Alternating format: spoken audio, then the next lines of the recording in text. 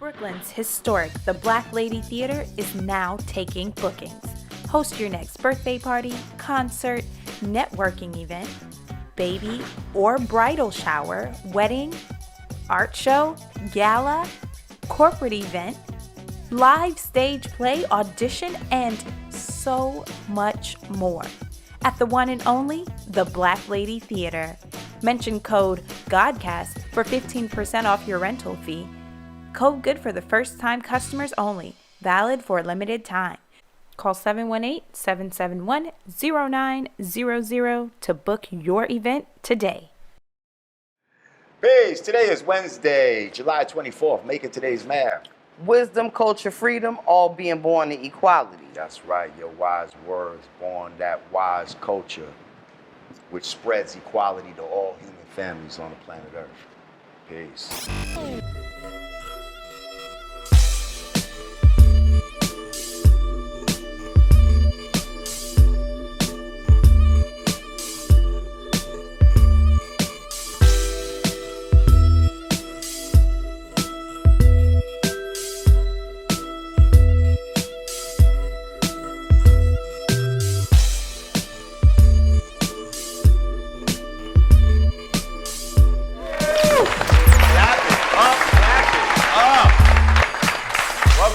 Yanadameen Godcast Lord Jamar. I'm Digga. We got motherfucking, he's turning into not a guest host anymore, as you see. Godfrey in the building, what's good? Okay.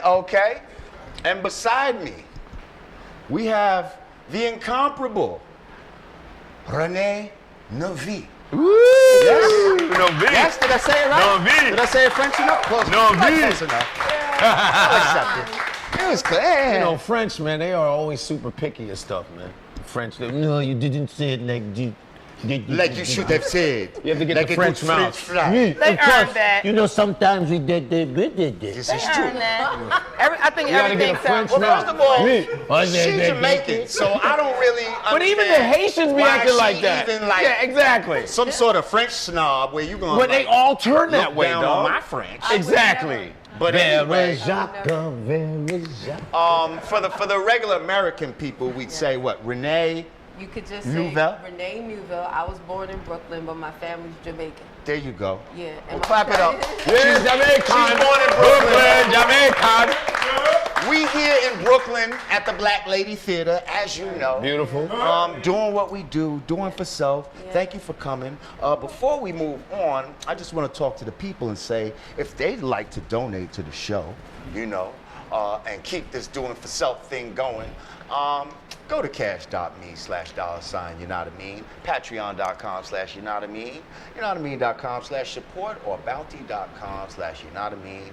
We appreciate everything you do. As you can see, everybody is mic'd up, got their own individual labs. We used to share mics like two singers. Yeah. It takes two, baby. We were me and Rah Digga were back to like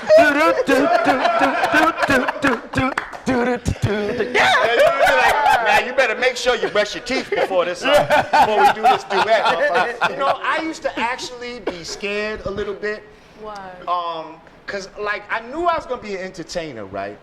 And you like, damn, what if you have to do a duet and like her breath is stinking, or I hope my breath is fine, like, you know what I mean?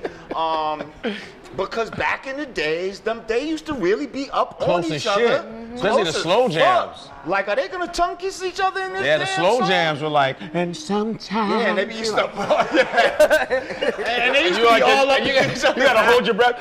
Yeah.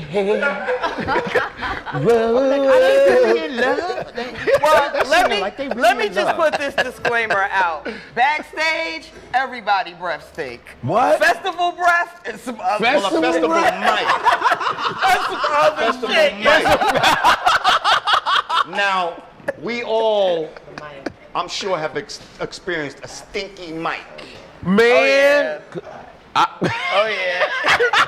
And what's sad is some of your heroes might have just passed it to you. Yeah. Some of them put this stuff in their mouth. Somebody you looked up to passed you the mic like, all right, here you go, it's your turn. Slob on it. Whoa! Smelled like they put it in their booty and just went. Yeah. Your turn. Smell like Buddha hole. Like, damn. Smell like motherfucking Buddha hole. I used to look up to you till I found out you. How about you melting mics? How like about this. going in the enclosed booth with said funk? Wait, what booth? You mean the microphone? Oh, the booth? Oh, the microphone shit. booth. Oh yeah. Oh yeah. What? It be stinking in there? I mean, Well, you got some people that might not freshen up you before have they some get people there. with poor hygiene. Yo, drop some bars. Yeah, soap bars. What the fuck are you talking about? How about some soap bars, nigga? Well, listen. Let's get to So, we have a guest Yes, today. Renee Neufville. Now, for those of you who might not recognize her just off sight, she comes from the group from what, the 90s, yes? Zhané. Ooh! Fantastic. Clap it up for Zhané. Fantastic. It's moving on with this good thing. Yes. Good. Now, Yes. That's how I dance. you know, let's briefly talk about your beginnings in the, well, you know what? Even before that, Yeah. because the way you sing tells me you have some sort of like maybe history, like training or something like that. Maybe I'm guessing wrong. I don't know, but do you mean? tell me when you just, because I saw on your IG where you're singing with the jazz band. Yeah, I was in the Lincoln Center. Okay, so. Lincoln Center singing. Yeah. Okay, so We can get to that, Yeah, and that is- actually we're going to show a clip of that, Jay Netta. We're going to show a clip of her singing on at Lincoln Center with this jazz band. But when I saw that, to me that told me, okay, this is not just your everyday like girl from around the way that could sing, and she started singing on hip hop beats, and now we're doing this. Like, again, maybe I'm wrong. So first tell me when you started singing, and then we can get to, y'all got a record deal and who it was with and all of that type of stuff. Okay, so this is the deal. Born in Brooklyn, Uh-huh. I was classically trained on the piano at Brooklyn Academy. Aha! Wow. Nice. I knew it! Yeah, so at the age of 5, I started playing classical music. Wow. And I went to Midwood High School here. Midwood, Flatbush. Well, yes. Well, Midwood. And I went as a pre-med major there. Because I Nice. went to tech, but I didn't want to do engineering. Went in there for med sci. And the first day of school, my course teacher needed an accompanist for the choir. So freshman year, I became the accompanist for pretty much all the courses. Piano accompanist. Right, but I was extremely shy. So I never really sang. I sat on the piano in front of 150 kids every 6th period for 4 years with my coat on. I never took it off. Kept my glasses on. I never took those off. I was shy, very shy, definitely shy. So after Midwood, I went to Temple University. Temple. And that's where I met. Good old Bill Cosby. He's like, Temple University. And that's where I met my partner, Jean.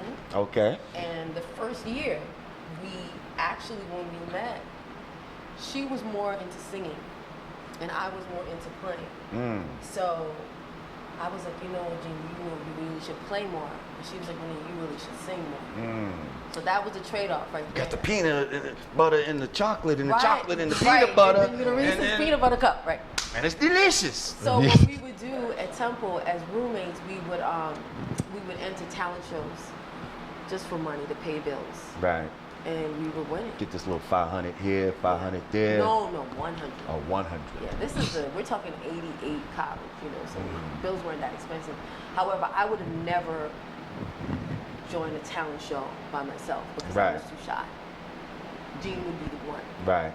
So that's how we became like a duo, because we would always do it together. I wouldn't do it alone. You're each other's confidence in a No. way. Well, she didn't really need that. Right. You needed it. I did. Gotcha. Right. There's no way I would have just come out and Gotcha. look at me. Nah, that was Like you never. can do today, though. Well, But anyway. life Yeah. is funny that way. You know what I'm saying? And everything that happens in your life has a purpose, because that probably was her role in my life, to pull me out of Bringing you out of that your shell. shyness Yeah. for that short period of time. Just get me out of it. You know, because once you start to swim and you realize you can float, Then you you're could be a swan. Okay. And I was never shy again. So getting back to how we got into the business. Black Jazzy Swan. Jeff and the Fresh Prince, Will Smith, were both from Philadelphia. Born and raised. Yes. Word got around that these two girls had winning these talent shows. So someone introduced us to Jeff Towns, Jazzy Jeff, who had Touch of Jazz at the time, and he was looking for groups. Okay, so this is before Hidden Beach. We were the first Touch of Jazz artists. Our very first recording was on the Summertime album. Summer. Not that song, the second single. Okay. But with the same album. Same album. Yeah, well, that's what I'm saying. Yeah, that album. When you say summertime album, I Yeah. mean that album, not Absolutely. that song. Yeah. Right, okay. Sorry. Home Base was the name of the album. The second single was Ring My Bell, and we sang on that, but we weren't in the video. So after that. What are you doing? Ring my bell. Yeah. Okay. And after that, I told you, you know what? Don't worry. Pick up the phone. I got the yellow pages, and we called like all these labels and said, listen, we just want to come in. We don't have a demo, but we just want to come in and sing a cappella, and maybe we'll get something, you know. And back then, Yeah, you might could do that. yeah, you walk in, Right. was it Cold Chiller Records, Right. Warner Brothers, Flavor Unit, Epic, you know, different labels. And by the end of that week, we got 5 offers. Wow. So we went with Flavor Unit because we really liked Dana's mom, Queen Latifah's mom, Right. Mrs. Owens. We Yes. really liked her a lot. Rest in peace. Boom. Yeah. Bird. Mrs. Owens. If we weren't for Mrs. Owens, there would be no group. And So she really believed in she y'all. believed in us. She was rest in like peace, a Mrs. mentor. Owens. And Latifah passed the information on to KG. Right. KG was looking for a group at the time. Because I'm knowing KG is involved somewhere in my head. So, okay, I'm glad you got to this. So KG did the beats. We were still going up and down the turnpike from Temple to New Jersey, and every week another song would be written. So they'd give us beats, I write a song. Give us beats, I write a song. By the time the 11th song was done, the album was complete. So There was you wrote no- all the songs? No, I wrote all but maybe one. Okay. Damn. One or two. But you wrote Groove Thang and all that. Yes, I wrote all the hit records, and There but you go. it wasn't Wow. like it was at the Publishing. time. You Okay. have to keep your publishing writers, keep your publishing.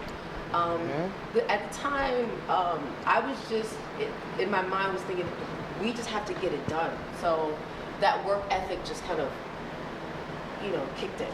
Right. You know, we just have to get it done. And by the time the 11th song was done, the album was done. KG said, that's it. Flavor Unit had an album called Roll for Flavor. And Charm Warren, who worked up at Flavor Unit, said, you know what, KG, why don't you put your girls on this album? It had Freddie Fox, it had Latifah, Apache, rest in peace, Nikki D, big up for Nikki D, everybody. And then us. It was a hip hop album, Roll with the Flavor. D-Nice, Push Niggas. So they put us on the album, and it was like a sleeper. The white label came out, and the DJs picked up this song, Hey Mr. DJ. They picked up the record on their own. It wasn't supposed to be a single.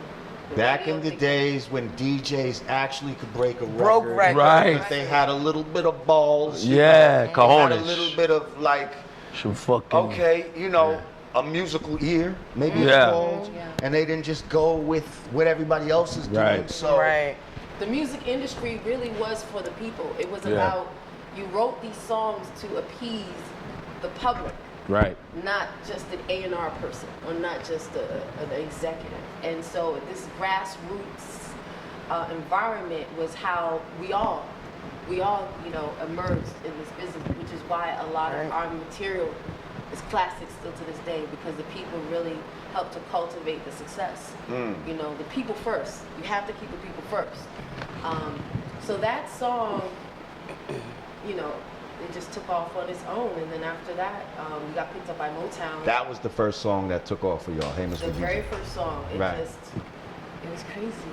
The first show was at Boys and Girls, and BLS hosted it, and I remember doing the Fever, We did the Fever in the Bronx. Wow, man, with Gungi? You remember the Fever? And I remember, you know what else I remember?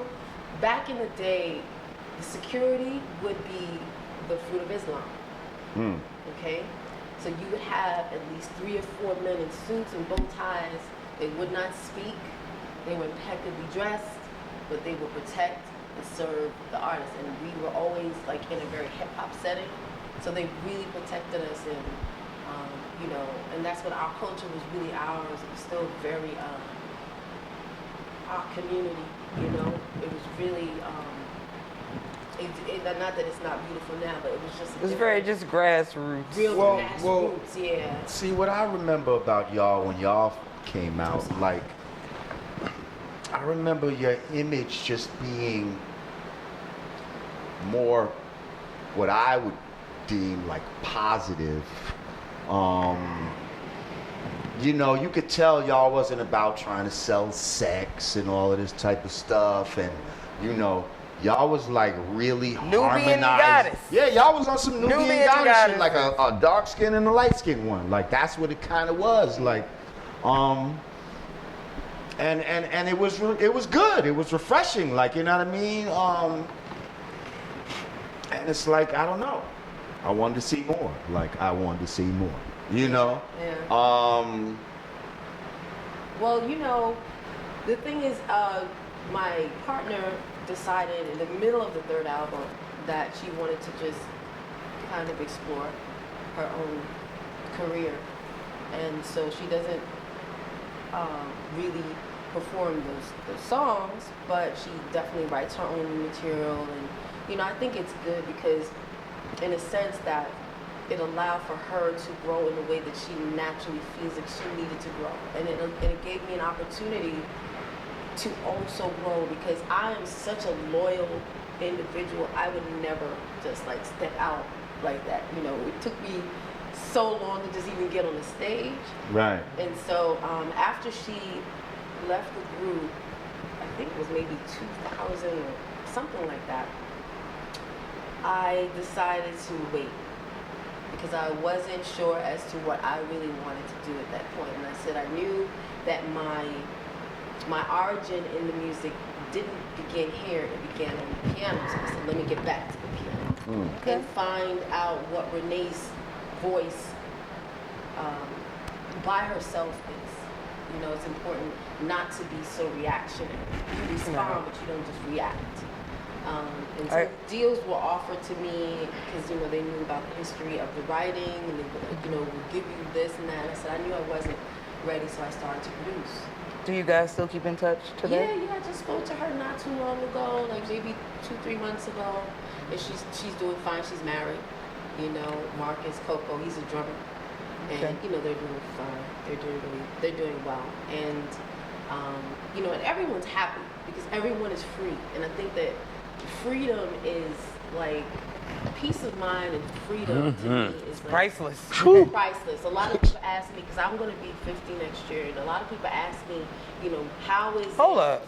Yes. You said 50? Yes.